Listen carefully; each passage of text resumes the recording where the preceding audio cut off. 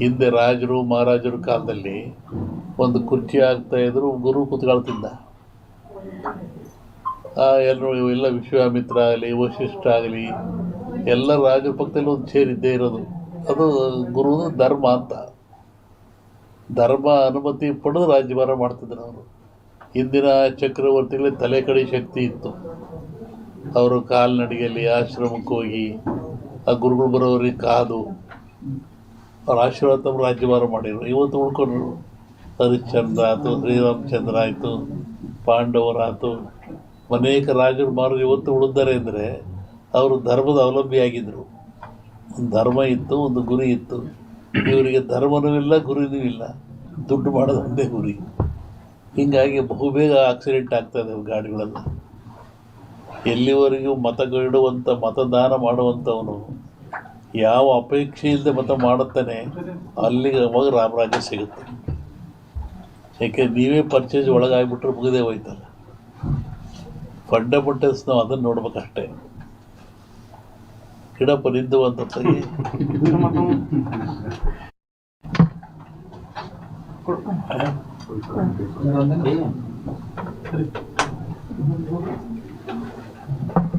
ಜಗತ್ತಿನಲ್ಲಿ ನೋಡಿ,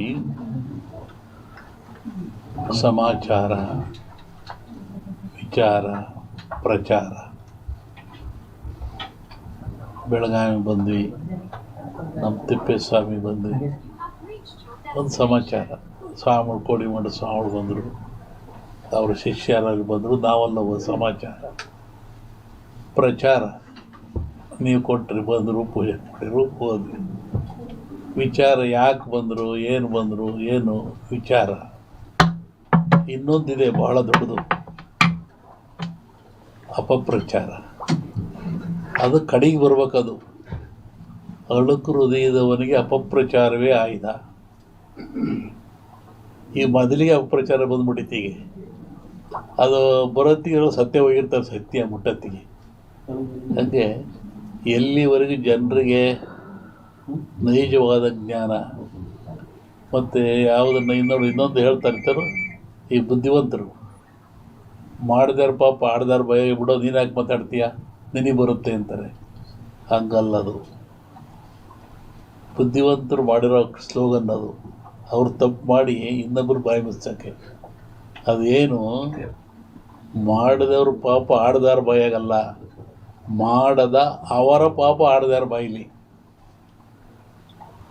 ನಾನು ತಪ್ಪು ಮಾಡಿ ನೀವು ಹೇಳಿದ್ರೆ ತಪ್ಪೇನಾಗಲ್ಲ, ನಾನು ತಪ್ಪು ಮಾಡೋದು ಹೇಳ್ತಿರಲ್ಲ, ಅದು ಅಪಪ್ರಚಾರ. ಅದಕ್ಕೆ ಪಾಪ ಇಂದು ತಲೆತಲಾಂತರದಿಂದ ಬಂತಿದ್ದು. ಮಾಡಿದಾರ ಪಾಪ ಬಿಡ ಮರ, ಯಾಕೆ ಮಾತಾಡ್ತೀಯ ಅವನ ಪಾಪ ದಿನ. ಹಂಗಿಲ್ಲವೇ ಇಲ್ಲ. ಮಾಡದ ಅವರ ಪಾಪ ಆಡ್ದಾರ ಬಾಯಿಲಿ. ನೀವೇನೂ ತಪ್ಪು ಮಾಡದೆ ಅಪಪ್ರಚಾರ ಮಾಡಿದ್ರೆ ಪಾಪ ಬರುತ್ತೆ ಅವನಿಗೆ. ಇಂಥ ಬುದ್ಧಿಜೀವಿಗಳು ಇದಂತ ಹೇಳಿಬಿಟ್ಟು ಇನ್ನು ಜನಸಾಮಾನ್ಯ ಸುಮ್ಮನೆ ಮಾಡಿಬಿಡ್ತಾರೆ. ಎಲ್ಲ ಹೇಳ್ತಾರೆ, ಸುಮ್ಕಿರೋ ಮರ ಹಾಳಾಗೋಲಿ, ಅವ್ರ ಪಾಪ ನಿನ್ನ ಬಾಯಿಗೆ ಹಾಕಿ. ರೋಗ ರುಜಿನಗಳು ಸ್ವಲ್ಪ ಜಾಸ್ತಿ ಆಗೋ ಲಕ್ಷಣ ಇದೆ ಇದರೊಳಗೆ.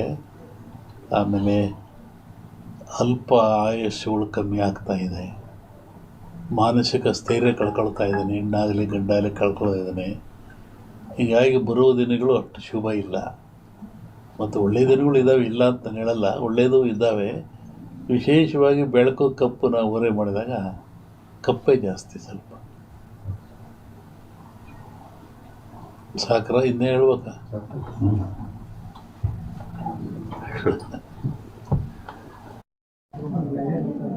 20 ದಿವಸ ಹಿಂದೆ ನಾನು ಧಾರವಾಡದಲ್ಲಿ ಹೇಳಿದ್ದೆ. ನಾನು ಈ ಥರ